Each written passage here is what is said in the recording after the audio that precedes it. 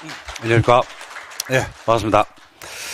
자, 오늘은 161페이지 한번 볼까요? 개반이 갑니다. 전주에 지구 단위 계획까지 했죠, 그죠?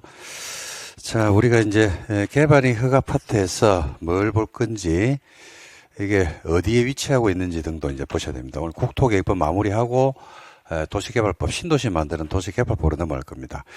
한번 목참 잡아볼까요?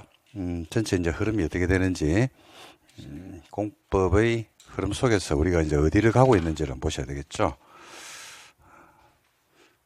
자, 마지막 날인데 지금 배우고 있는 법이 뭐예요? 국토를 어떻게 하던가요?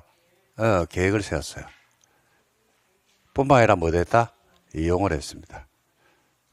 이것에 관해서 다루고 있는 규제, 공법, 규제, 법률을 배우고 있습니다. 법률 명칭이 좀 깁니다. 처음 하시는 분들이 명칭 외우는데 의미를 부여하지 않으면 명칭 외우는데 몇 개월이 걸려요, 몇 개월. 근데 의미를 알고 나면 이제 쉽죠. 첫 번째, 대상은 뭘 대상으로 하냐면 우리 국토를 대상으로 합니다. 국토를 대상으로 해서 먼저 앞에 생각된 말이 있죠. 선계획이죠, 그죠? 선계획입니다. 먼저 계획을 세우고 이용을 하는데 언제 이용하자? 나중에 이용했죠. 우리가 이걸 이제 생각해 보면요. 용도 지역을 한번 생각해 봐요. 용도 지역을 21개 용도 지역, 예를 들어서 일종 전용 주거 지역을 지정할 때 먼저 뭐 했나요? 관리계획 이반 결정 고시라는 절차를 거쳐서 관리계획으로 용도 지역을 지정했죠. 그러고 나서 뭐 했습니까? 일종 전용 주거지역에 맞게끔 이용을 했습니다. 어떻게 이용을 했냐면 건축 제한 또는 건폐율 또는 용적률이라고 하는 행위 제한을 붙여가지고 이용을 했거든요. 그래서 전부 다 보면 계획을 먼저 세서 예를 들어서 지구 단위 계획도 마찬가지고 그 다음에 개발 제한구역 그린벨트도 마찬가지입니다. 그린벨트를 지정할 때도 먼저 뭐 했나요? 계획을 세웠어요. 이반 결정 고시라는 절차를 거쳐서 개발 제한구역을 지정했죠. 그리고 나서 그린벨트에 맞는 행위 제한을 붙였다 이렇게 보시면 됩니다. 그래서 여기에 대한 법률인데 우리가 지금 배우고 있는 국토계획법은 큰 틀로 보면 공법입니다. 공법은 한마디로 얘기하면 무슨 법이라고 얘기했어요? 규제죠, 그죠? 그 규제법입니다. 그래서 이제 국토의 계획 및 이용하는 법률은요, 첫 번째는 대상을 뭘 대상하느냐면 우리 대한민국 국토 전체를 대상으로 합니다. 도시만을 대상으로 하는 것도 아니고 비도시만 대상으로 하는 것도 아니고 국토 전체를 대상으로 해서 계획을 가지고 먼저 뭐하고 규제를 하고, 그죠? 계획으로 규제했죠. 광역도시계획, 기본계획, 관리계획 이런 계획으로 규제를 했거든요. 그 다음에 그게 맞게끔 뭐 했다? 이용행위로 규제를 했다. 이렇게 이제 배우고 있습니다. 자, 그러면 계획 규제가 제일 먼저 나오니까 당연히 책장을 넘기면 가장 먼저 나오는 계획이 무슨 계획이냐면 우리가 광역도시계획이 나왔습니다. 계획이 먼저 나와야 되죠. 그죠? 그래서 제일 먼저 배웠던 게 무슨 계획을 배웠어요? 광역 도시계획을 배웠고 우리 공부에서 이러면 광역이란 말이 가지고 있는 의미는 두 개 이상의 뭘 말했다? 광, 시, 군을 말했죠. 그래서 둘 이상의 특광시 군에서의 장기적인 발전 뭐를 제시했나요? 방향을 제시했죠. 방향. 그러니까 제시하는 게 뭐만 제시하냐면요. 방향만 제시합니다. 그래서 이렇게 한다는 얘기입니까? 해보자는 얘기입니까? 그렇죠. 그 다음에 이제 나와 있는 계획이 도시군 계획을 배웠습니다. 도시군 계획. 광역이 두 개 이상의 시군에서의 발전 방향이면 도시군 계획은 어디서 발전 방향이었나요? 관할 지역의 발전 방향이고 첫날 첫 시간대 관할이 가지고 있는 의미에 대해서 말씀을 드렸을 겁니다. 제일 밑에 있는 관할로서 시군구가 있고 그 위에 시도가 있고 그 위에 중앙관서가 있다. 그래서 관할을 가지고 여러분들이 여러 가지를 이제 설명을 했거든요. 굉장히 중요한 말이니까 공부에서 관할 의미는 꼭 기억하셔야 됩니다. 그래서 관할의 발전 방향이 도시군 계획인데 그 발전 방향이 추상적이냐 구체적이냐 이렇게 두 개로 나눠요. 그죠? 추상적 발전 방향을 제시하면 가를 뭐라 불러요? 도시군? 그렇죠. 기본계획이라고 부릅니다. 그래서 기본계획의 법적 개념이 뭐냐면 도시군 기본계획은요. 도시군 계획의 일종이다 보니까 어디에서 관할지역이죠. 관할지역 안에서의 장기적인 발전 추세, 방향을 제시합니다. 즉 서울의 장기 발전 방향을 제시하면 가를 뭐라고 그러냐면 서울시 기본계획이라고 불러요. 부산의 장기 발전 방향이면 부산시 기본계획, 안양의 장기 발전 방향이면 안양시 기본계획, 강원도 정선군의 장기 발전 방향이면 정선군 기본계획에 갖다 붙이면 됩니다. 그래서 이와 같이 방향을 설정하는데 지금 판서해놓은 걸 보면요. 광역과 기본계획의 차이점이 확연히 드러나죠. 그죠? 차이와 공통점. 차이점이 있다 그러면 광역은 어디에서? 둘 이상. 기본계획은 어디에서? 관할. 그 다음에 공통점이 있다 그러면 어디가 공통점이에요? 둘 다 방향만을 잡아준다는 공통점이에요. 그러니까 추상화되어 있다, 구체적이다. 예, 추상적이죠, 그죠? 그래서 방향만 잡아주니까 내용이 추상적 내용을 가지고 있습니다. 이렇게 한다는 얘기입니까? 해보자는 얘기입니까? 신도시를 한번 만들어 보자. 도로를 한번 놔보자. 아니면 공항을 한번 설치해보자. 한다는 얘기고 해보자 이 말이죠. 그러니까 내용이 추상적이죠. 추상적인 내용을 가지고 여러분들이 가지고 있는 부동산의 권리 의무에 어떤 영향을 미칠 수가 없다. 그래서 침해받은 권리가 있어요, 없어요? 없어요. 그래서 우리가 권리 침해를 이유로 쟁송을 제기할 수는 없더라. 이게 이제 법적 성격으로 나오는 겁니다. 근데 이제 방향만 가지고 발전을 이룰 수가 있느냐라고 했을 때 그거는 이제 안 되죠. 이렇게 해보자라고 했기 때문에 실제로 하는 내용들이 나와줘야 돼요. 그죠? 그래서 이 방향이 지침을 줍니다. 그러면 방향으로부터 지침을 받아가지고 추상화되어 있는 기본 계획을 어떻게 한다? 구체화시켜버립니다. 어디에서 구체화되느냐 하니까 똑같아요. 관할 지역 안에서 구체화되는 계획이죠. 그래서 우리가 관할 지역 안에서 기본 계획으로부터 지침을 받아서 만드는 구체적 계획을 뭐라고 부릅니까? 도시군 관리 계획이래 부릅니다. 도시군 관리 계획. 자, 이런 말들도 여러분들이 이제 목차를 지금 계속 지금 벌써 5번째 잡고 있는데 글자를 한번 봐봐요. 글자를 보면 의미가 나오거든요. 보니까 기본 계획입니다. 보니까 뭔가를 관리한대요. 그죠? 관리하려고 그러면 관리 대상이 나와야 돼, 안 나와야 돼요? 나와야 되겠죠. 기본은 뭐에 대한 기본이니까 전체를 이야기합니다. 사람에 대한 기본. 이러면 사람에 대한 기본이라는 게 있거든요.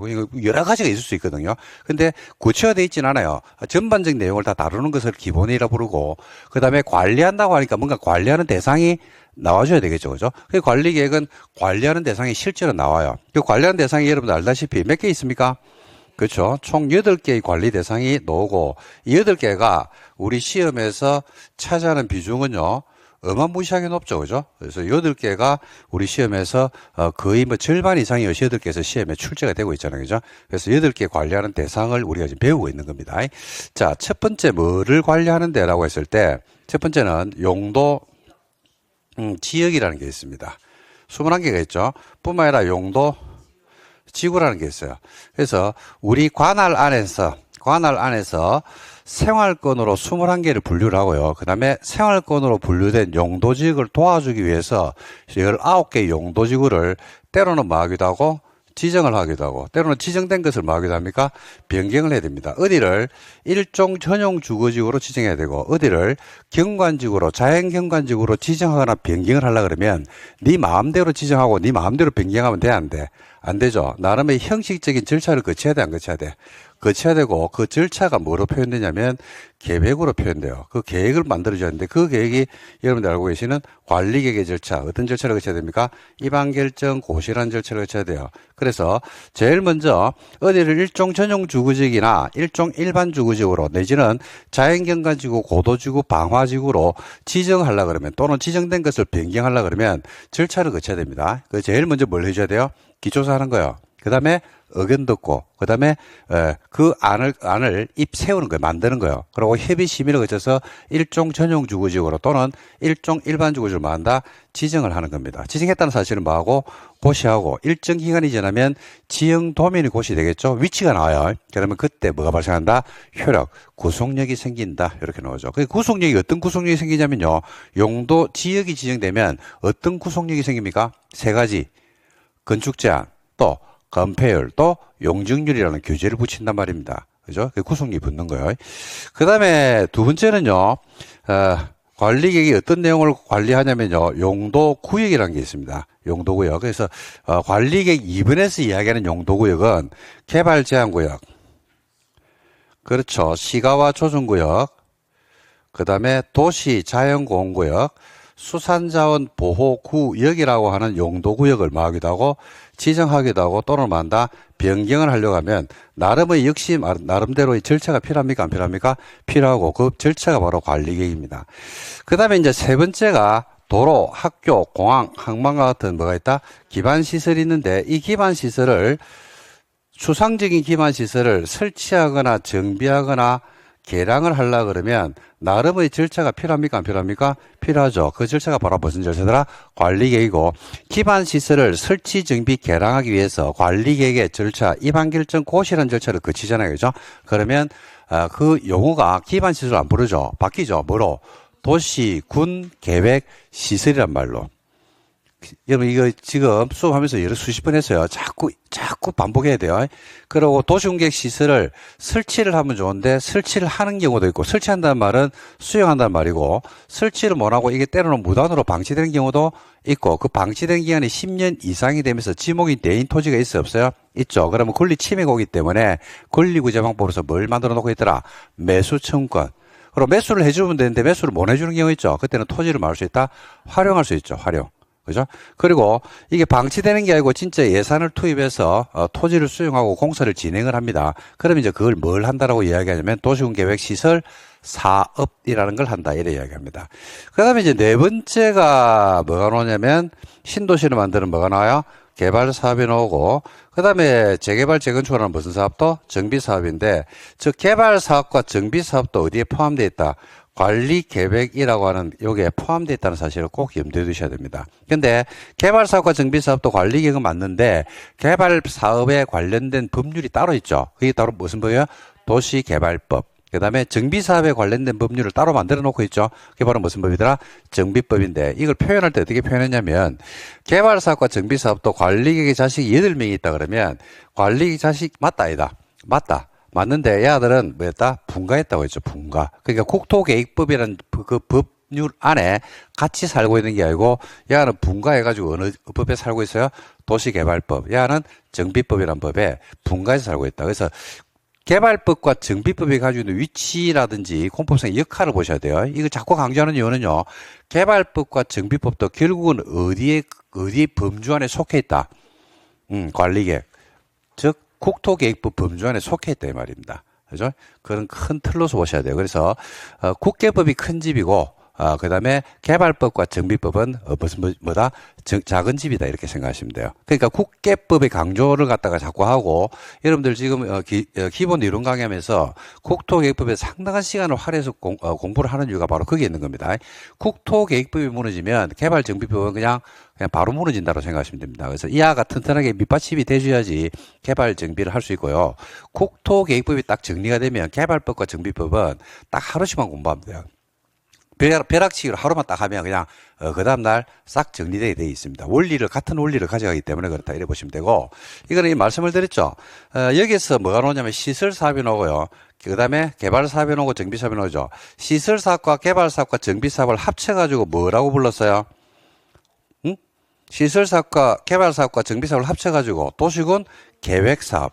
하나의 사업이라니까 이게. 도시군 무슨 사업이라고? 계획사업. 그 다음에 야를 두 개를 합쳐가지고 국토에 뭐라 그런다? 용도제, 용도, 지역, 지구역, 쓰임새로 나눈단 말입니다. 그렇게 해서 크게 1번, 2번을 한 묶음으로 보셔도 되고요. 3, 4번을 한 묶음으로 봐도 상관이 없다. 그 다음에 이제 다섯 번째가 뭔데? 라고 하시는데 다섯 번째는 뭐냐면 우리가 전주에 배웠죠. 뭐야?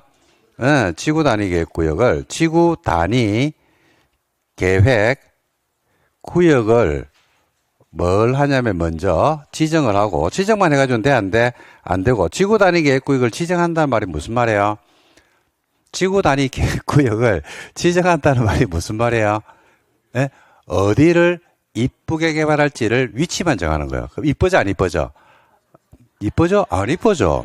지정했다고 해서 이쁘지는 건 아니에요. 수술할 부위를 정한다고 했죠. 지구 단위 계획이 성형수술하고 비슷하다고 안 했습니까? 그죠? 그러니까 수술할 부위를 정하는, 그렇다고 해서, 그죠? 이뻐지는 건 아니라고. 그게 뭐가 줘야 돼? 방법이 나와야 돼, 안 나와야 돼? 나와야 되죠. 그게 바로 뭐더라? 지구 단위 계획을 수립한다. 이렇게 말씀드릴 수 있습니다. 그래서 지구 단위 계획구역 지정이나 지구 단위 계획을 수립하는 것도 관리계획이죠. 그 다음에 6, 7, 8은요, 24년에, 올해죠. 24년 3월에 새로 들어온 용도구역 3개입니다. 신설된 거예요, 신설된 거. 이 3개는 특이성을 가져가는데 어떤 특이성이 있느냐라고 했을 때 관리계획에 포함되어 있거든요. 관리계획에 포함은 되어 있는데 공간 재구조화 계획이라는 것으로 만들 수도 있다, 없다? 있다 이겁니다. 그래서 6번이 뭐예요? 도시 혁신구역. 용어를 익혀야 된다. 용어를 모르는데 내용 파악을 할 수는 없다. 용어를 모르면 내용 파악을 하는 거는 말도 안 되는 소리다. 용어를 모르는데 내용 파악을 해봐야 아무 소용도 없고 나중에 헷갈림을 가져오는 게, 그죠? 바로 그런 개념입니다. 오히려 모르는 게 훨씬 낫습니다. 용어를 모르는 상태에서 내용을 어렴풋하게 아는 거는요, 실타래를 갖다가 처음부터 확 꽈버리는 겁니다. 나중에 풀기가 어마무시하게 힘들어요. 그래서 용어를 꼭 먼저 익히셔야 돼요. 용어가 제일 중요합니다. 여러분, 우리가 어떤 일을 하러 갈 때도요, 회사에 취직을 해서도요, 제일 중요한 거는 그 사람이 어떤 맡은 임무가 있겠죠. 그러면 그 업무에서 자기가 쓰는 용어들, 그 선임자들이 쓰는 용어를 빨리 익혀야 돼요.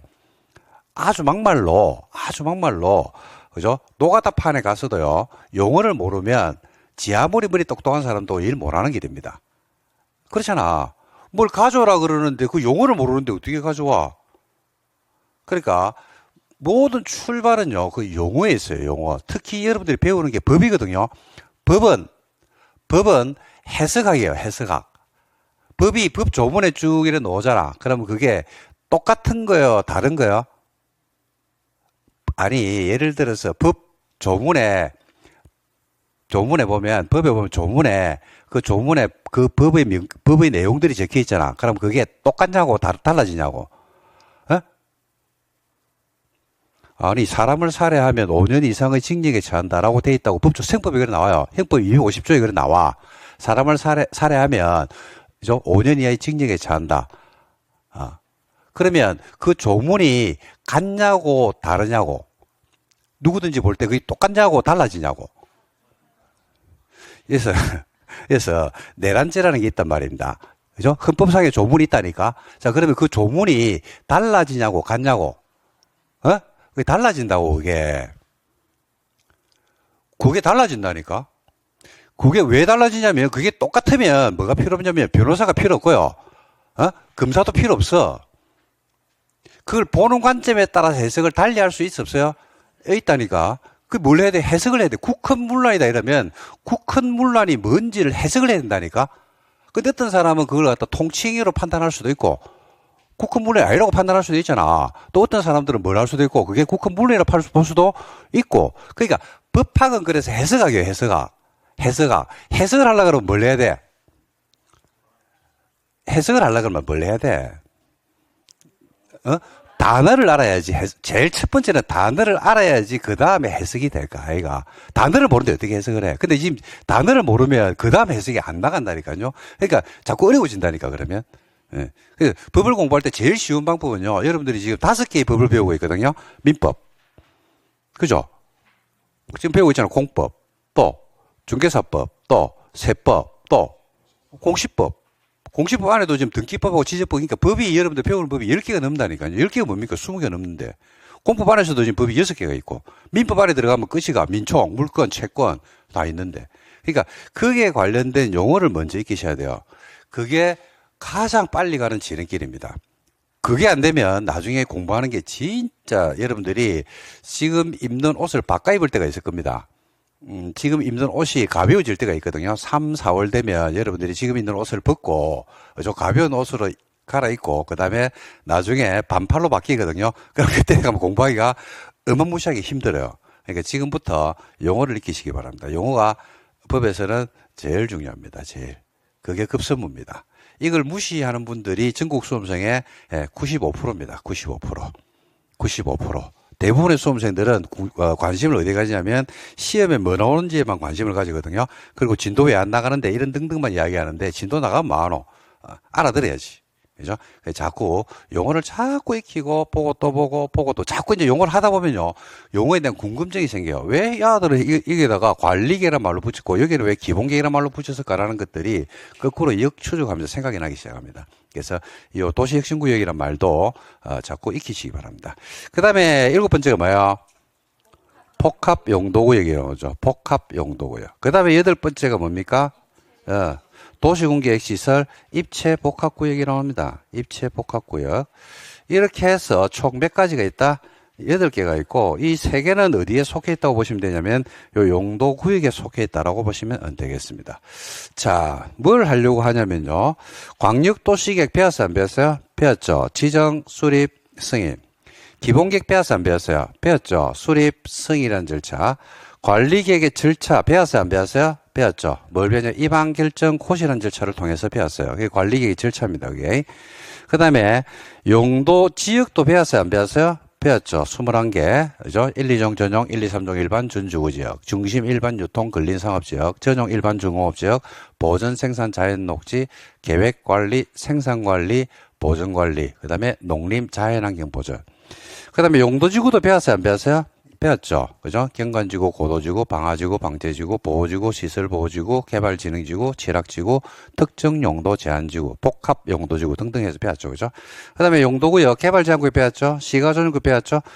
도시 자연공원구역 배웠죠. 수산자원보호구역 배웠죠. 기반시설, 도시공객시설의 일반론 배웠죠. 공동구 배웠죠. 그 다음에 광역시설 배웠죠. 그 다음에 매수천권 배웠죠. 그 다음에 도시공객시설 사업으로 들어가서 사업에서 단계별 집행계획, 그 다음에 사업시행자, 실시계획, 그 다음에 준공검사 등등, 그 다음에 여기서 집중적으로 배웠던 게 수용 관련해서 여러분들하고 상당히 심도 깊은 이야기를 나눴습니다. 그 다음에 배웠던 게 지구단위계획 배웠단 말입니다. 개발사업은 여러분 배웠어요? 안 배웠어요? 개발사업 안 배웠죠? 개발 사업은 어디에서 별도로 한다고 말씀을 드렸어요? 개발법. 요거는 정비법이죠. 그 다음에 도시혁신구역 배웠어요? 안 배웠어요? 배웠죠. 복합 배웠죠. 입체 복합구역 배웠어요. 다 배웠어요, 지금. 다 배웠죠. 그러니까 안 배운 게 하나 안 배웠습니다. 그러니까 관리계획 관련 내용은요, 관리계획 절차적 내용은 우리가 내용적인 내용뿐만 아니라 싹 다 배웠습니다. 그래서 뭐 관련 내용을 배워버렸냐면 우리가 계획 관련 내용을 배워버렸습니다. 그 다음에 이제 무슨 규제가 나오냐면 이 두 개를 합쳐가지고 보니까 계획이란 말을 쓰기 때문에 실제로 계획으로서 규제를 하고 있다, 안 하고 있다? 하고 있죠. 그죠? 근데 계획 규제만 있으면 돼, 안 돼? 안 되죠. 무슨 규제가 들어야 돼요? 이용 규제가 들어야 되고, 그 이용 규제로서 뭐를 이용할 때 규제할까요?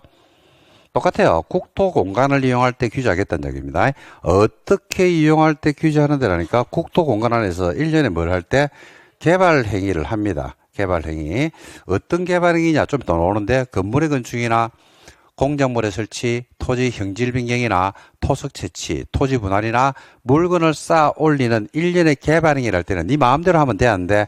안 돼요. 네 마음대로 한 적이 있었겠죠. 그래서 네 마음대로 하니까 국토가 난개발로 난리가 나는 거야. 80년대, 90년대. 그래서 여러분들이 옛날에 8, 90년대 신문기사를 보면요. 국토가 난개발로 몸살을 앓고 있다. 이런 등등 기사들이 상당히 많이 나왔거든요.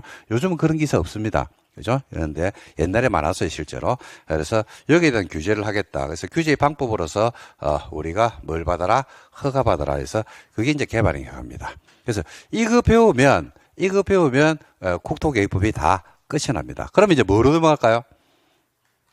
이제 안 배워갔잖아. 그러니까 이제 이 개발사법으로 갑니다. 이거 배우고 나면 뭐 배울까요?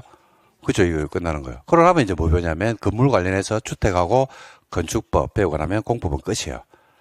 그래서 상당한 시간을 할애해서 여러분들에게 자꾸 목차 정리를 해드린 이유는 이게 머릿속에서 자꾸 정리가 돼야 됩니다. 그러면 여러분들은 뭐만 하시면 되냐면요. 일부러 이 목차 전체를 외울 필요는 없습니다. 의식만 하시면 돼요. 의식. 뭐하고 똑같냐면 여러분들이 만약에 우리 학원에 오는데 지하철을 타고 오는 분도 있고 버스를 타고 오는 분도 있을 겁니다. 근데 내가 지하철을 타고 그죠? 그다음에 내리고 하는 걸 그냥 아무 생각 없이 1년을 해봐야 중간에 어떤 역을 지나는지는 모르거든요. 근데 내가 지하철을 타고 그죠? 그 다음 역이 뭐고 그 다음 역이 뭐고 그 다음 역이 뭐고 그 역을 그죠? 0.1초만이라도 의식을 하기 시작하면 그죠? 한 달 지나기 전에 역 이름을 싹 다 외워버리거든요. 그죠? 그래서 그걸 왜 하냐면요. 지금 우리 학원이 위치하고 있는 지하철역 이름 있잖아요. 그죠? 그 역 이름 두 번이나 한 번 전에 오면 뭘 하게 돼 있다? 뭘 하게 돼 있어요? 내릴 준비를 해야 될 거 아니야. 아이가? 역 이름을 모르면 내릴 준비를 못 하잖아. 맨날 봐야 되잖아. 맨날. 그 다음 내가 어디에 내려야 되는지를. 자꾸 해드린 이유는요. 시험이 어떻게 나오냐면 시험은 죽었다 깨라도 이렇게 안 나와요. 다음은 국토 계획 및 유행한 법률에 대한 설명이다. 옳은 것을 골라라. 틀린 것을 골라라. 이런 문제는 죽었다 깨라도 안 나온다고. 다음은 기본계획에 대한 설명이다. 다음은 용도 지역에 대한 설명이다. 다음은 관리계획 절차에 대한 설명이다. 다음은 광역도시에 대한 설명이다. 라는 식으로 뭘 제시를 줘요. 그러면 여기에 대한 연습이 된 분들은요. 다음은 광역도시 계획에 대한 설명이다. 라는 글자가 눈에 팍 들어오는 순간에 지정, 수립, 승인으로 문제를 풉니다. 기본계획에 대한 설명이다라는 글자를 보는 순간에 수립, 승인 이 문제를 이렇게 풀어요. 다음은 용도지역에 대한 설명이다를 보는 순간에 21개 용도지역이 0.1초 만에 그냥 파로나처럼 싹 지나가면서 문제를 풀어버린다고. 그러니까 뭘 안 하냐면요. 실수를 줄일 수 있어요. 실수를 줄일 수 있고 문제에 대한 예측이 가능해요. 예측이. 그죠? 그래서 그런 연습을 하시라고 자꾸 이걸 적어드리고 있으니까 여러분들도, 외울 필요는 없습니다. 어차피 다 외울 거기 때문에, 외워지기 때문에, 단지 수업을 할 때 뭐만 하시면 되면 의식만 좀 하시면 돼요. 의식. 이 다음 글자의 자가 뭘 쓰겠지라고 의식만 하시면 됩니다. 이걸 언제까지 할 거냐면요. 전체 흐름과 목차는 언제까지 할 거냐면, 시험 치기 전날까지 제가 계속 적어주고 같이 보고 할 겁니다.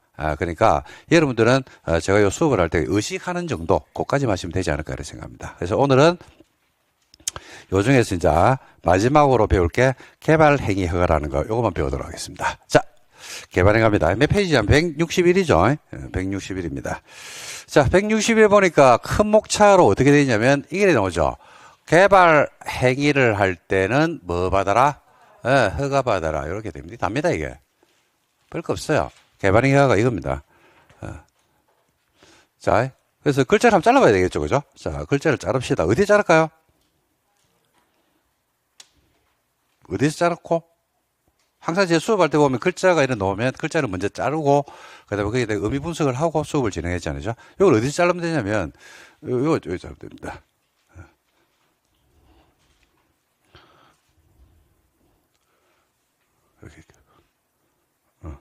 이렇게 자르면 돼요. 개발행위 할 때는 뭐 받아라? 허가 받아라. 어디를 개발행위 할 때? 어디를 할 때? 대상부터 잡아야 되겠죠? 어디? 그렇죠. 우리 국토 공간 안에서 이런 일련의 개발행위 할 때 허가 받아라 합니다. 여기서 이제 포인트는요. 개발행위인데 개발행위란 말이 굉장히 추상적인 말입니다. 신도시를 만드는 것도 개발행위 맞습니까? 그렇죠. 재개발, 재건축도 개발행위죠. 그러니까 우리 주변에 상당한 개발행위들이 이루어지고 있고요. 국토 공간은 언제부터 개발을 했을까요? 그렇죠. 국토 공간은 언제부터 개발했냐니까 태초부터. 그죠? 당군, 왕금이 고조선을 건국할 때부터 지금까지 계속 개발이 됐죠. 한 번도 신 적이 없다. 개발이 신 적은 없어요. 그죠? 개발된 걸 부수는 경우는 있었죠. 전쟁이 일난다든지 뭐 등등으로 부수는 경우는 있었지만은 어쨌든지 계속적인 개발이 이루어지고 있었다. 앞으로도 계속 뭐 할 것이다. 개발은 할 것이다는 얘기죠. 그래서 그런 일련의 개발행위를 할 때는 허가받았는데 여기서 말하는 개발행위는요. 그리고 추상적으로 얘기하는 그런 류의 개발행위를 말하는 게 아니고 법에 정형화되어 있습니다. 그래서 그게 어디에 있냐면 162에 박스에 나와요. 162 맨 상단에 나오죠. 자, 제가 한번 적어볼게요. 첫 번째가 뭐 할 때 건물을 건축하거나 두 번째는 공작물을 설치하거나 세 번째가 토지 형질 변경을 하거나, 형질 변경은 모양을 바꾸는 겁니다. 네 번째가 석을 채취하거나, 다섯 번째가 토지를 분할합니다. 분할이라는 것은 한 필지 토지를 둘 이상의 필지로 나누는 걸 분할이라 불러요. 그 다음에 여섯 번째가 물건을 쌓아 올리는 일련의 행위를 하죠. 그럴 때는 네 마음대로 하면 돼, 안 돼? 안 돼요. 네 마음대로 하면 안 되고 뭐 받아라? 허가 받아라 이겁니다. 허가 받아라. 자, 허가를 받는데 이제 여기서 이제 포인트를 잡았거든요. 허가를 왜 받는지를 알면 되거든요. 왜 받는지를 알면 되는데 이거는 제가 미리 말씀드릴게요. 이런 행위를 허가 안 받고 한 적이 있었다 없었다? 있었다 이겁니다. 있었다. 그러니까 예를 한번 들어볼게요. 자, 한번 들어보세요. 이 건물의 건축 가지고 제가 설명을 한번 드려볼 테니까 한번 봐봐요. 건물의 건축 야 가지고 내가 설명해 볼게. 자, 건물을 건축할 때는 여러분들이 알고 있는 게 있어요. 건물을 건축하려고 하면 무슨 허가를 받아야 돼요? 건축 허가를 받아야 되는 거는 여러분들이 공인중개사 공부를 하기 전부터 원래 알고 있었어요. 근데 오늘 아마 처음 알았을 겁니다. 처음 하시는 분들은 진짜 처음 알았을 겁니다. 무슨 허가도 받아랍니까? 개발행위 허가도 받아래요. 그러니까 허가를 몇 개 받아요? 건물 지을 때는? 그렇죠. 2개를 받아야 돼요. 그러니까 우리 학원 건물을 지을 때는 그냥 지어진 게 아니고 허가를 몇 개 받아 지었다? 2개의 허가를 받아요. 2개의 허가. 허가를 2개 받고 지었어요. 2개. 그죠? 그래서 건축허가도 받고 개발허가도 받고 이겁니다. 그러니까 옛날에는 무슨 허가만 받았냐면 무슨 허가만 받았겠습니까? 건축허가만 받았어요. 이 개발허가를 받게 한 게 얼마 안 됩니다, 실제로. 그래서 두 가지가 한데, 자, 그러면 건축허가에서의 심사 기준하고 개발행위 허가에서 허가 내줄지 말지에 대한 심사 기준이 같겠습니까? 다르겠습니까? 같아야 돼요? 달라야 돼요? 달라야 되죠. 달라야 돼요, 이거는. 같으면 두 개의 규제를 갖다가 동일한 선상에 놓을 필요는 없거든요. 그래서 건축에서는 뭐를 심사하냐면요.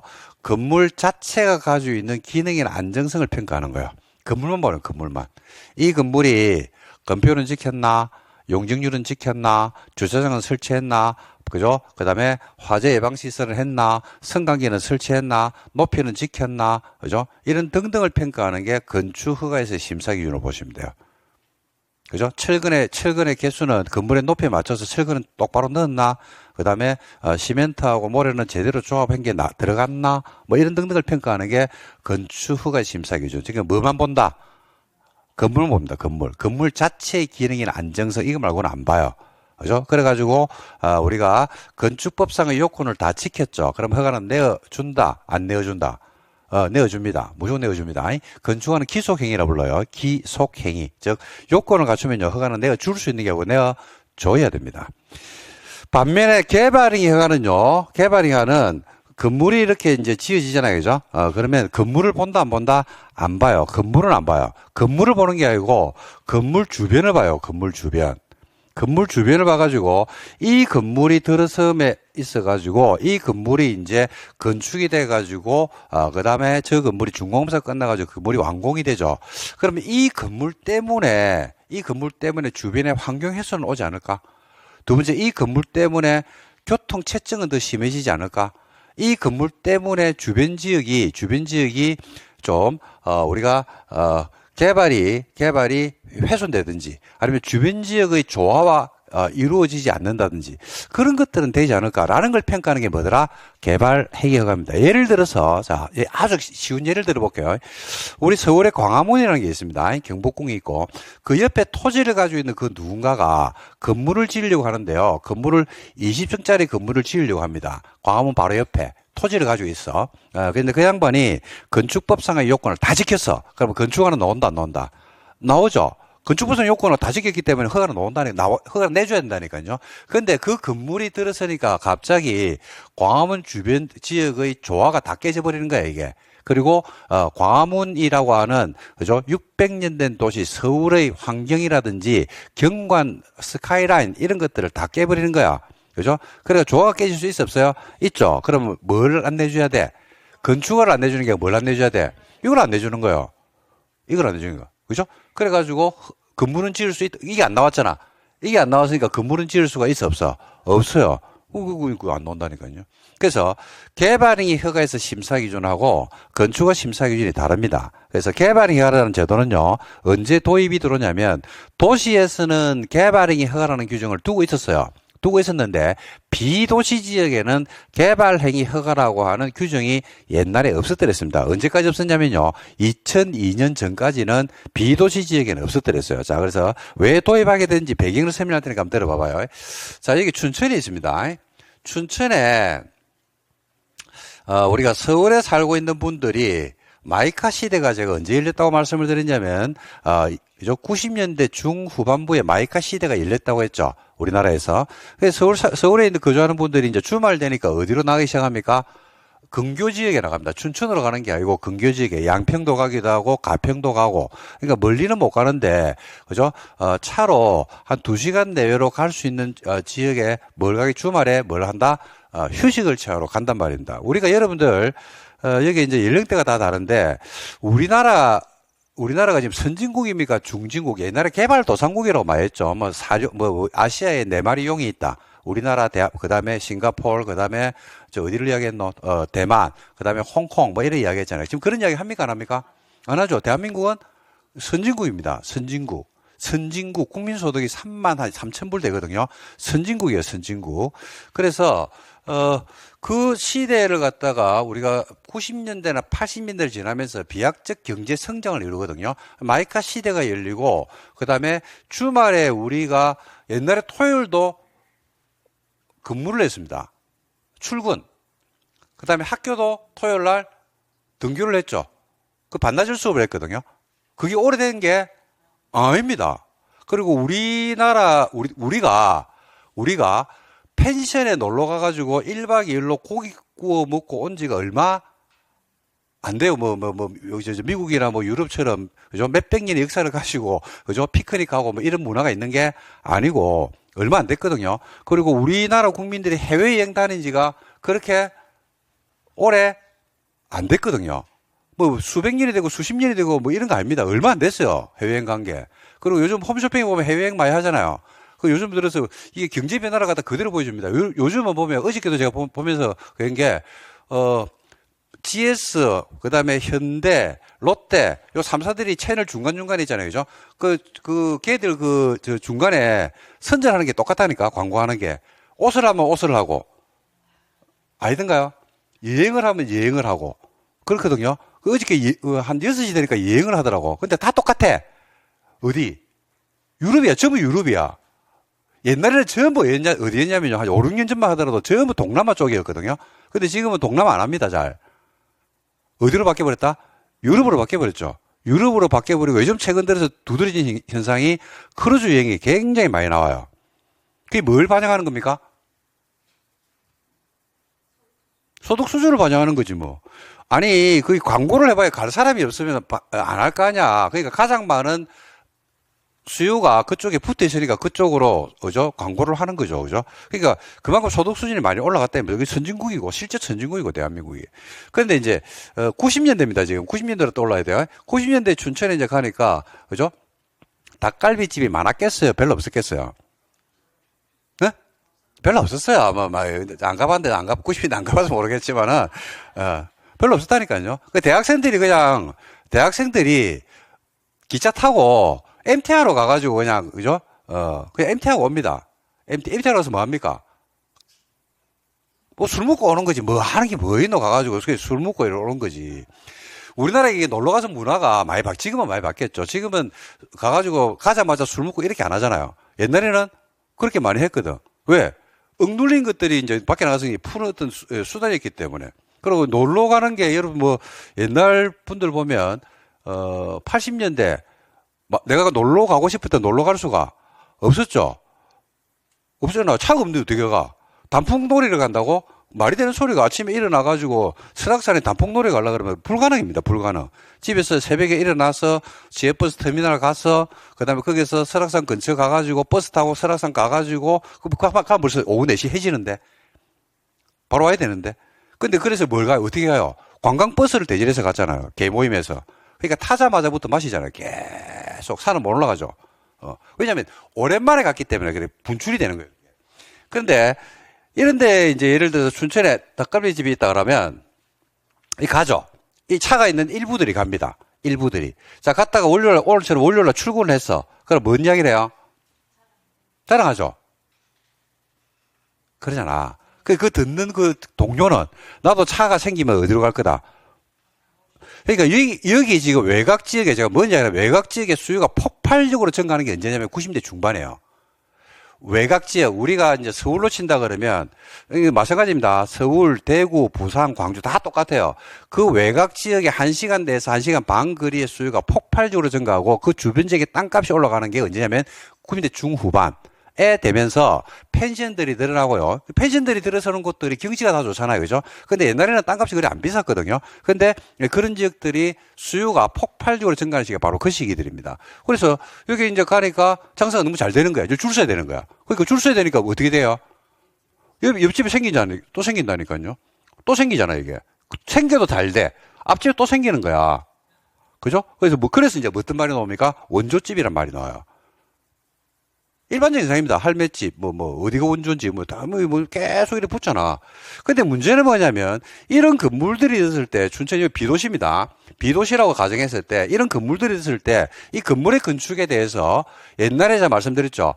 비도시 지역에는 개발 행위 허가라는 규정을 두고 있었다, 안 두고 있었다? 안 두고 있었어요. 그러면, 무슨 조건만 맞추면 허가를 내주겠습니까? 건축과 요건만 맞추면 허가를 내주는 거예요. 건축과 요건. 건축 요건을 지킨 거야. 그러니까 나와 안 나와? 나오는 거죠. 그래서 이런 건물들이 막 들어선다고요. 그때 신문기사가 90년대 제일 많이 나온 신문기사가 우리나라 국도변은요, 여러분들이 모르는 분도 있을 건데, 그때 신문기사가 대한민국 국도변은, 그죠? 가든 천국이다. 이런 말이 나왔어요. 실제로 보면. 정말로 많았거든요. 그래서 이런 것들이 뭐의 전형이 되면 난개발의 전형이 되는 겁니다. 이게. 통제가 안 되니까. 근데 그게 80년대가 아니고 언제 벌어지는 현상이 2000년대도 아니에요. 90년대 두드러진 현상이거든요. 그게 뭐냐면 90년대 가지고 있는 시대 상황을 떠올려야 돼요. 90년대는 부동산 가격이 폭등하는 시기입니다. 폭등하는 시기고 지금하고는 완전히 다릅니다. 소득 수준이 폭발적으로 증가하는 시기입니다. 88 올림픽이 끝이 나고 나서요. 수출이 어마무시하게 잘 될 시기거든요. 그래서 신문기사에 보면 실제로 어떤 지역은 개도 입에 10,000원짜리 물고 다닌다라는 시절이 있었더랬습니다. 우리가. 정치적으로는 굉장히 사회적으로 불안했거든요. 근데 경제적으로는 상당히 호황을 누리는 시기. 그리고 그때는 대학을 졸업하면 그냥 마음대로 취직을 할 수 있는 시기. 그게 이제 그 호황을 누렸던 세대들이 60년대 생들하고 70대 초반생까지는 그 호황을 누렸어요. 근데 그게 이제 언제 박살나버리냐면, 그죠? IMF가 터지면서 그 이후부터는 이제 패러다임 자체가 바뀌어버리거든요. 그래서 여기에 대한 규제가 필요한데 규제를 할 방법이 없었어요, 실제로는. 그래서 이래 놔뒀다가는 대한민국이 난개발로 박살이 나겠구나라고 해서 어디에서만 두고 있었냐면 개발의 혈안 제도를 어디에만 두고 있었냐면 도시 지역에서만 건물을 지을 때 건축하나 개발이나 두 개를 받게 했거든요. 근데 이걸 갖다가 언제 바꿔버린다? 80년대에 이런 문제가 터져버리는 거야. 80년대 문제가 터졌으니까 90년대 문제가 터지는 거야. 그럼 이걸 언제 바꾸겠어요? 90년대 입안을 하겠지. 조사를 하고 입법을 할지 말지에 대한 조사를 하고, 그죠? 거기에 대한 전반적인 내용을 다듬겠죠. 그죠? 그래서 만드는 게 뭐냐면 2002년에 국토공간 전체에 대해서 뭘 하자? 개발 행위를 할 때 허가받자라고 해가지고 이걸 또 어디에서 도시에서 비도시로 확대하는 정책을 씁니다. 그게 바로 뭐냐면 개발행위의 원조입니다. 원조. 그래서 이걸 한번 말씀을 드리면 간단하게 봐봐요. 이게 이제 국토계획법의 역사를 갖다가 이제 국토계획법이 끝날 지점이기 때문에 제가 말씀을 드리는데, 옛날에는요, 이 국토공간을 이원화시켰어요. 어디하고 어디로 나누냐면, 도시하고 비도시로 나눴습니다. 도시는 어떤 법이 규제를 했냐면요, 도시계획법이라는 법이 규제를 했더랬어요. 땡 2년 이전입니다. 그 다음에 이제 비도시는요, 국토이용관리법이라는 법이 있었어요. 요 법이 규제를 했더랬어요. 옛날에 2002년 이전입니다. 2002년 해봐야 여러분들, 많이 된 것 같지만은, 우리가 대한민국이라고 해서 월드컵 할 때입니다. 월드컵 할 때. 그때 요 두 개의 법으로 대한민국을 이원화시켰습니다. 근데 이거는 이때가 맞아요. 맞는 이유가 80년, 70년대, 80년대를 지나면서 도시하고 비도시의 경계선이 분명했고 그 개발의 방향을 다르게 가는 게 맞았거든요. 근데 도시가 점점 비대화되고, 그러니까 뭐냐면 90년대 신도시가 1기 신도시가 들어서거든요. 1기 신도시가 들어서면서 도시가 뭐 되기 시작하면 비대화되고요. 그 다음에 인구가 어디로 더 많이 유입되냐면 도시로 더 많이 유입되면서, 그죠? 비도시 지역이 비는 그런 현상들이 발생하기 시작한단 말입니다. 그렇다 보니까 이걸 두 개로 나눠가지고 국토 공간을 이원화시킨 체계가 맞더라, 안 맞더라? 안 맞더라는 얘기죠. 안 맞다는 인식을 언제 했을까요? 90년대 중반부에 여기에 대한 인식을 한 거예요, 인식을. 그러니까, 이 인식이 됐기 때문에 인식 전환을 해야 돼, 안 해야 돼? 해야 되겠죠. 그리고 국토에 대한 뭐가 깨져버렸다고 말씀드렸냐면, 제가 국토 공간에 대해서, 우리 대한민국 국토 공간을 보면, 여러분들이 도시하고 비도시로 나누어가지고 이원화시켰을 때 문제점도 있지만은요, 우리나라 국토 공간을 가만히 보면요, 한 4, 50년이죠. 4, 50년을 갖다가, 그죠? 수도권 집중화 현상으로, 굉장히 국토 공간이 공간 구조가 잘못되어 있단 말입니다.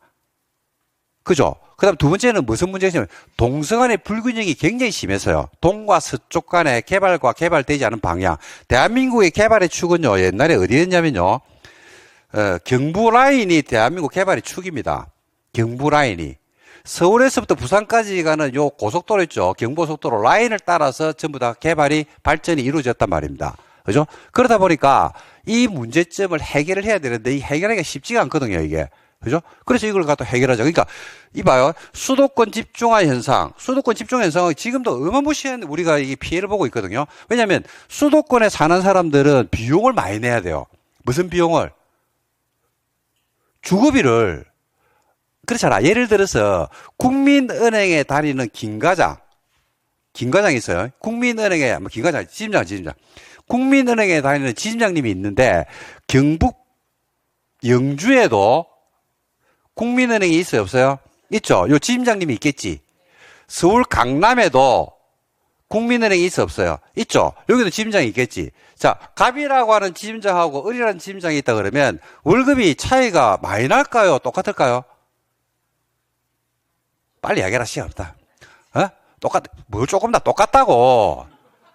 직급이 있는데, 국민은행에서 뭐 강남에도 많이 주나, 어때? 그게 다르겠지.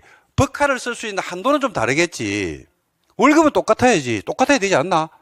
경북 봉화에 있는 5급 공무원, 10년차 5급 공무원하고 서울 광화문에 다니는 10년차 5급 공무원하고 월급이 달라? 갑자기 흥분했네. 똑같잖아.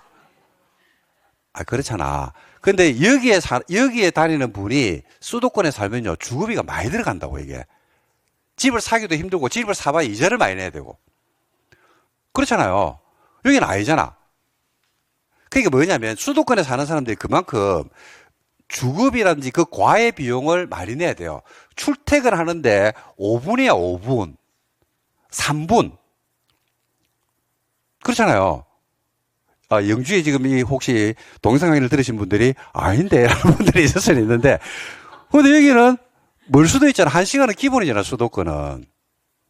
그러니까 이런 균형 발전이 깨진 게 굉장히 심각한 문제라 이 말입니다. 이건 진짜 앞으로 누군가가 새로운 사람이 정치를 하겠지만 이거 바꿔야 돼요. 이게 뭐까지 연결되면 저출산 문제와 연결돼요. 그리고 지방은 지금 소멸이라고 안 합니까? 소멸. 지방이 소멸된다고 안 합니까? 없어진다고 하는데. 근데 사람은 어디는 계속 늘어나요? 수도권은 계속 늘어나고 수도권에 계속 집값은 계속 오르고 있잖아, 지금. 인구는 감소될 거라고 하는데 계속 오르고 있잖아. 이게 좋은 현상이 아니란 말입니다. 더군다나 절반이 여기에 살고 있잖아요. 정치, 경제, 사회, 문화, 교육까지. 우리나라보다도 땅덩이가 몇십 배나 넓은 나라들은 다 분산을 다 시켜놓고 있거든요. 공산주의 국가인 중국도 분산을 시켜놓고 있다니까요. 중국의 정치 중심은 어디예요? 그래, 우리도 알고 있잖아. 근데 경제 중심은? 그래, 중국도 그런데. 공산주의 국가도 그런데. 그러니까 우리 좁은 땅덩어리에 분산을 시켜야 되는데 분산 안 시켜 이 집중화되어 있다니까요. 이게 굉장히 위험합니다. 왜 그러냐면 위에 누가 있어요? 뚱띠. 위에 뚱띠가 살아있다니까요. 뚱띠가 도랏빛어. 그럴 수 있잖아. 뚱띠가 도랏빛어. 약 한 대 맞고, 야, 싸아삐래. 그 뒷일은 어떻게 할 건데? 어디에다가 수도권에 한 두세 개 싸움했다 이러면 그 뒷일을 어떻게 책임지노 우리가? 수도권 예산들은 그대로 갖춰 주어야 되는데. 그게 분산을 시켜야 한다. 굉장히 위험합니다, 이거. 누군가 하겠죠. 지금 저출산 문제나 이런 문제를 갖다 해결하기 위해 정치권에서 하고 있으니까 하겠지만은 이런 문제들이 있다니까요. 그래서 요 문제를 해결을 해야 된다고. 요 문제를 해결해야 되는데 이걸 두 개를 갖다 나누어서 있는 게 맞다 안 맞는 거야. 그래서 이걸 바꾸자. 2002년에 바꾼 거예요. 2002년에 뭐로 바꿨냐면요. 도시하고 비도시를 나누면 돼, 안 돼? 안 되죠. 그래서 국토 전체를 본 거예요. 도시하고 비도시를 합쳐가지고 국토 전체에 대해서 뭐하고 계획을 세우고 나중에 이용을 하는 것에 관해서 다루고 있는 법이래. 두 개를 합쳐가지고 만드는 법이 국토계획 및 이용하는 법률입니다. 그래서 옛날에 있던 도시계획법과 국토용관리법이 합쳐진 게 도시계획법입니다. 이제 지금 국토계획 및 유한한 법률이다 이렇게 보시면 됩니다. 그래서 요 내용들이 탄생하게 된 배경에는요 뭐가 있냐면 개발행위 허가가 요 두 개의 법을 합쳐가지고 탄생하게 된 역사적 배경을 가지고 있다 이런 말씀을 제가 드리고 싶습니다. 그래서 여러분들이 이제 법의 연원에 대해서 제가 설명을 드린 이유는요 이게 1년 중에서 딱 한 번 제가 수업하는 건데 이게 가지고 있는 문제점이고 이 문제를 해결하기 위해서 만드는 게 국토계획법이니까 국토계획법 정책의 방향은 그쪽 국토 전체에 대한 공간구조에 있어 가지고 균형 발전에 이제 이런 쪽으로 초점을 맞출 수밖에 없게 돼 있다 이겁니다. 자, 그래서 여기 지금 아까 말씀드렸죠, 그죠? 건물의 건축에서 건축 허가도 받아야 되고 개발행 허가도 받아야 되는데 이 두 개를 받는 거는 그죠? 지금은 너무나 당연한 건데 옛날엔 그러지 않았다. 결국 요거만 받게 하니까 어떤 문제가 생겼더라고요? 이거죠, 이거. 이것 때문에 두 개의 법을 합쳤거든요. 그러니까 개발행위 허가라고 하는 제도는요, 어디에 문제를 받기 때문에 이런 내용에 대해서 허가를 받게 하겠습니까? 이 난개발입니다, 난개발. 그래서 개발행위에서 여러분들 절대로 잊어보면 안 되는 단어가 요 키워드가 난개발입니다. 이걸 꼭 기억하셔야 돼요. 난개발. 지금 제가 수업을 하면서 여러분들에게 각종 제도들이 우리가 국토계획법상의 어떤 각종 제도들이 나왔을 때 그 제도의 키워드를 지금 뽑아드리고 있거든요. 이 키워드가 이 키워드입니다. 굉장히 중요한 키워드인데 용도지역 21개를 외우는 거는요, 누구든지 외울 수 있어요. 근데 문제는 뭐냐면 용도지역이라는 제도가 가지고 있는 역할, 그 다음에 국토계획법이 가지고 있는 역할, 이건 여러분들이 혼자서 공부해가 알 수는 없거든요. 건표율 외우는 거, 용적률 외우는 거는 금방 다 합니다. 외우는 건 다 하죠. 근데 이게 이제 수업을 통해서 여러분들이 아셔야 될 내용은요, 이런 제도들이 어떻게 탄생을 했고, 그 제도가 각 위치에서 어떤 역할을 하는지를, 그거는 여러분들이 알 수가 없거든요. 그 수업을 듣는 목적은 제가 생각할 때는 바로 그겁니다. 그걸 통해서 제도의 연원을 알면, 기억력이 내지는 기억의 장치에서 오래 가져간다 이 말이죠. 그래서 우리가 지구 단위에서 제가 설명드린 내용이 지구 단위 계획이라고 하는 글자 내지는 정보가 들어왔을 때 머릿속에 뭐를 기억하라고 말씀드렸습니까? 이쁘게 개발하는 거. 그게 키워드입니다. 그게 떼 있어야지 그 다음을 파악을 할 수가 있거든요. 용도지역이라면 생활권, 용도지구는 용도지역의 껌, 뭐 이런 식으로 해가지고 각 글자 내지는 각 제도가 가지고 있는 특징적인 부분을 여러분들이 먼저 이해를 하시면 된단 말입니다. 그래서 개발행위에서는 여러분들 꼭 기억할 거는요, 뭐를 기억한다? 난개발을 기억한다, 난개발. 그러면, 자, 볼게요. 자, 볼게. 난개발 우려가 있으니까 요런 6가지 행위에 대해서 허가받아라 이 말이죠. 뭐 때문에 허가받아라 했어요? 난개발의 우려가 있으니까, 그죠? 자, 그러면 반대 해석을 해볼게요. 난개발 때문에 그랬다고 했어요. 그러면 난개발의 우려가 없어. 난개발 우려가 없어. 그러면 허가를 받아야 돼요? 안 받아도 돼요? 안 받아도 되죠. 난개발 때문에 허가를 받으라고 했는데 난개발의 우려가 없는 거지. 그러면 허가를 받을 이유가 있다 없다? 없단 말입니다. 그래서 시험은 여기서 나옵니다. 허용사항에서 출제를 할 겁니다. 허용사항이라는 것은 건물을 건축하는데 봐봐요. 건물을 건축하는데 개발행위 허가를 안 받고도 건물을 지을 수 있다 없다? 있다 이겁니다. 왜요? 난개발 아니니까. 자, 들어갑니다. 예를 들어서 우리 관 내에서 법원을 짓습니다. 법원을 짓습니다. 건물이 건축 맞습니까? 건물이 맞죠? 개발행위 허가 받겠습니까? 안 받겠습니까? 안 받아요. 왜요? 난개발이 원리는 다 똑같다니까. 난개발이 아니니까. 자, 토지 공작물을 설치합니다. 공작물이라는 것은요, 건물의 단계까지는 이르지 않았어요. 즉, 지붕과 기둥 또는 벽이 있는 건 아닌데, 인공적으로 설치한 시설물들을 우리가 공작물이라고 하거든요. 자, 예를 한번 들어볼게요. 여러분, 탑 같은 거 있죠, 탑. 광고판, 철탑. 그 다음에 골프 연수장에 가면 여러분들 그물 받치는 탑 같은 거 생각하는 거 있죠. 비닐하우스. 그죠? 그 다음 물탱크, 담장, 옹벽 이런 것들을 전부 다 뭐라고 부르냐면 공작물 이래 불러요. 인공적으로 설치한 시설물입니다. 건물은 아니고. 그죠? 근데 예를 들어서 비닐하우스가 있다 그러면 비닐하우스가 공작물 맞습니까? 맞죠?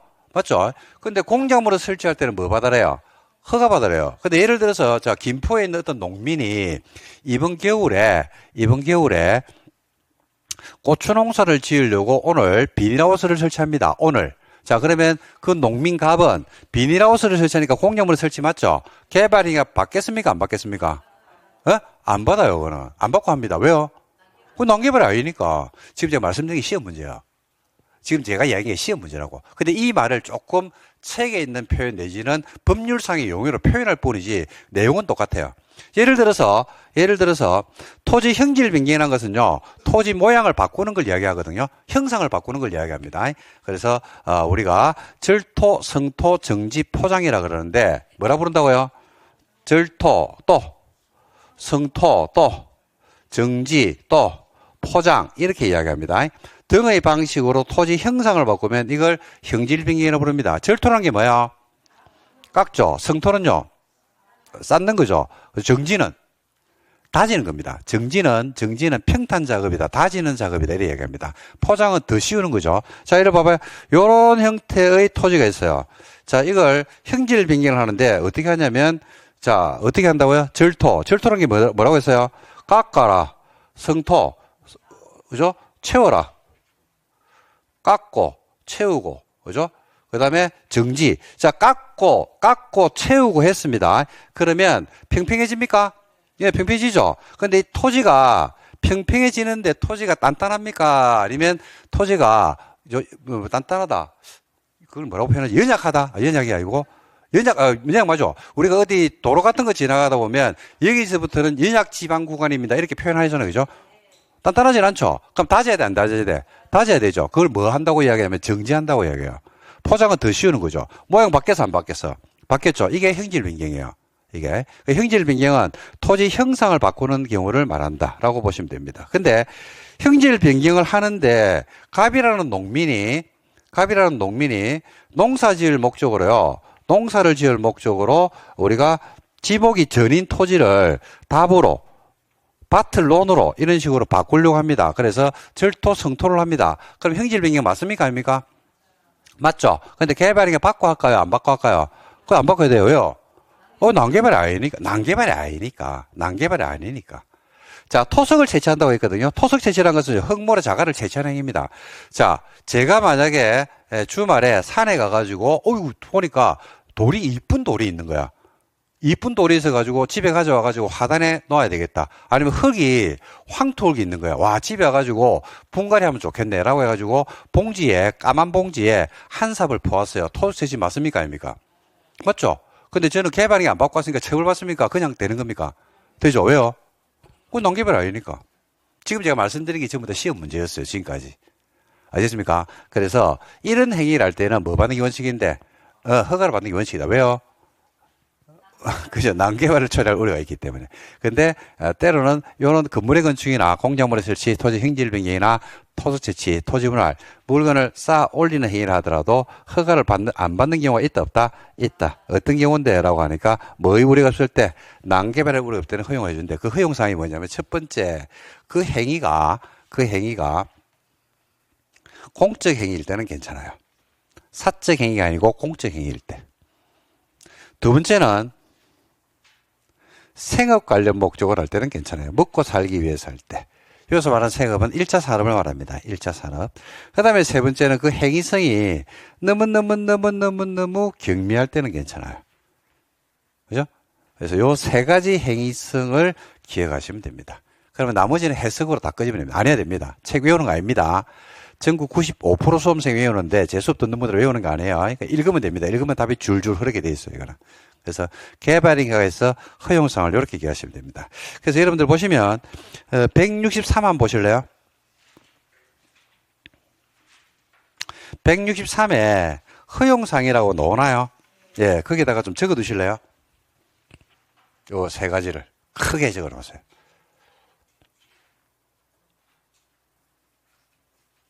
어떤 경우에 허용을 한다고요? 첫 번째 뭐라고? 사적 행위 아니고 뭐 할 때? 공적 행위일 때. 두 번째는요, 생업 관련일 때. 생업이란 거는 여러분들 우리가 1차, 2차, 3차 산업이다 그러면 1차 산업을 말씀을 생각하셔야 됩니다. 농림축산업. 그 다음에 세 번째가 뭐라고요? 경미한 행위일 때는 괜찮다. 이렇게 보시면 됩니다. 됐습니까? 그리고 어떤 있냐면 도시, 군, 계획, 사업일 때도 허가를 받는다, 안 받는다? 안 받습니다. 이게 여러분들 어디에 놓냐면,